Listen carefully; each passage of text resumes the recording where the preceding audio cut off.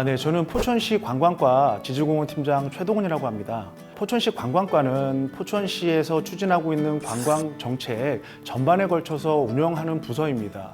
특히 관광 프로그램 개발과 운영, 그리고 이제 관내에 있는 다양한 관광 업체들과의 협업 부분들도 진행을 하고 있고요. 특히 이제 한탄강 유네스코 세계지질공원과 한탄강 세계지질공원 센터 등 지질공원 관련된 업무들도 추진을 하고 있습니다. 네, 오늘 강연에서 어떤 내용 말씀해 주실지. 한탄강 내용이 주가 될 것 같습니다. 한탄강 관련해서는 이제 한탄강 유네스코 세계지질공원이 있겠고, 한탄강이 어떠한 좀 특수성을 갖고 있는지, 또 그리고 이제 포천시에서 주요하게 관광 자원으로 지금 한탄강을 주목하고 있습니다. 그래서 포천시가 추진하고 있는 한탄강 관련된 다양한 이런 이제 프로젝트들과 중장기 사업 계획들에 대해서 좀 말씀드리고자 합니다. 일본 이토이가와시하고 협력 내용이 굉장히 궁금한데. 네. 저희가 일단 세계지질공원 프로그램이라고 하면 이제 근본적으로는 네트워킹 프로그램이에요. 서로 이제 그 지질공원 간에 서로 상호 협력을 하는 그런 이제 프로그램인데, 우리나라 같은 경우는 2012년에 이제 지질공원 제도가 처음 이제 도입이 돼서 운영을 하고 있습니다. 근데 일본 같은 경우는 저희보다 조금 더 앞선 시기에 지질공원 프로그램을 받아들여서 운영을 하고 있는데, 일본에서 가장 처음 유네스코 세계지질공원이 지정된 곳이 이제 이토이가와시라는 곳입니다. 세계지질공원을 추진하기 위해서 다양하게 이제 관광 인프라라든가 지질명소 정비 사업, 그다음에 주민 협력 사업들, 이런 부분들은 치중해서 앞서서 많이 좀 해왔는데, 저희가 이제 국제 교류 사업이라든가 네트워킹 사업에서는 아직까지는 큰 성과를 좀 못 이루고 있었습니다.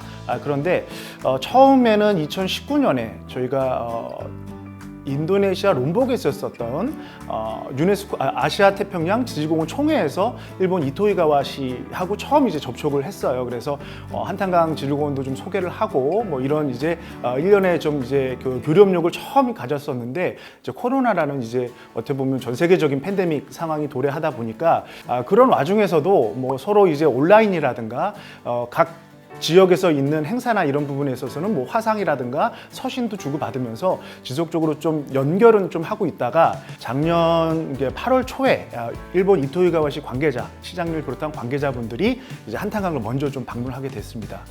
그러면서 주요하게 좀 봤던 부분들이, 이제 일본 이토이가와시도 이제 학생들 교육에 상당히 많은 이제 공을 들이고 있는데, 홍콩 같은 경우는 약간 대도시고, 지금 이제 한탄강 같은 경우는 좀 이제 본인들이 살고 있는 이토이가와시랑 조금 연결이 되는 소도시 형태고, 조금 더 이제 인구가 좀 많이 좀 줄어들고 있는 그런 지역적 환경들도 갖고 있는 그런 유사성도 있다 보니까 한탄강을 방문해서 이제 학생 교류를 우리 한탄강하고 포천시하고 좀 하고 싶다라는 의견을 가지고서 오셨습니다. 이 부분들을 좀 계기로 해서 일본 이토이가와시로 저희가 좀 먼저 학생들을 10명을 선발해서 좀 보냈습니다.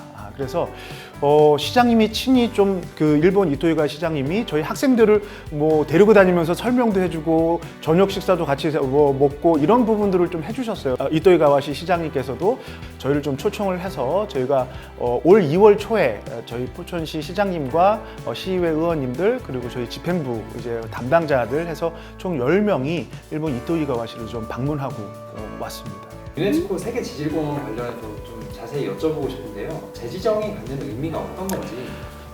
이제 유네스코 프로그램 같은 경우는 이제 4년마다 재인증을 받게 돼 있습니다.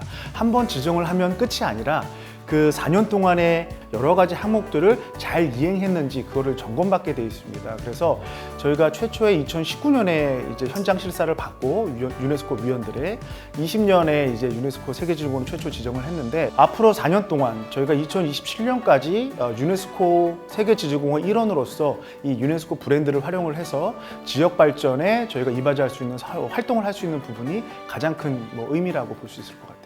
그럼 최초에 포천시에서 한탄강을 지질공원으로 추진하게 된 계기는 어떤 거죠? 한탄강을 접하고 있는 그런 지자체들이 강원도 쪽에 철원, 저희 경기도 쪽에는 포천과 연천 이렇게 있습니다.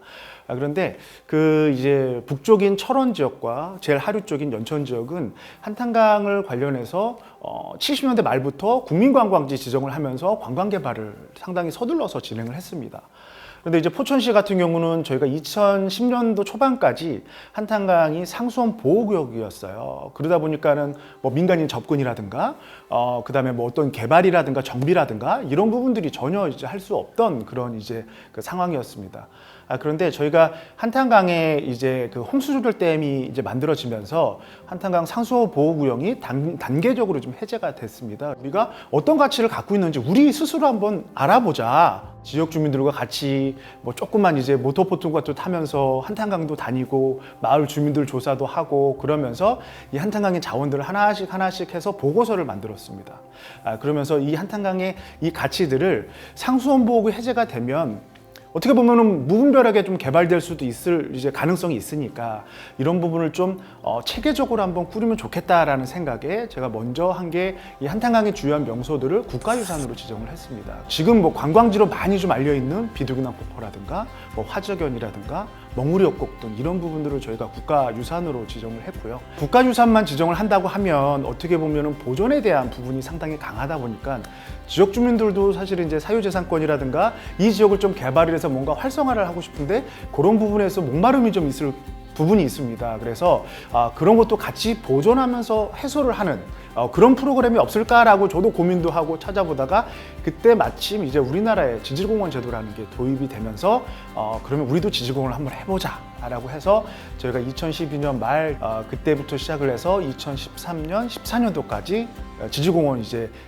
지정 준비를 하고 2025년에 국가지질공원을 처음 이제 지정하게 됐습니다.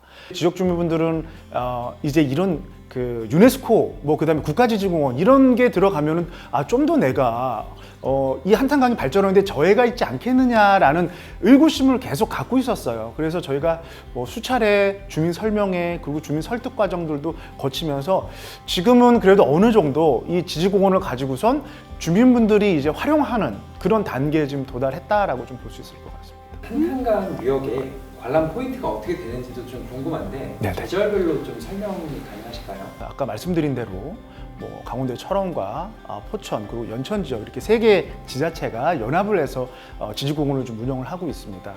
전체 면적이 1165제곱킬로미터예요.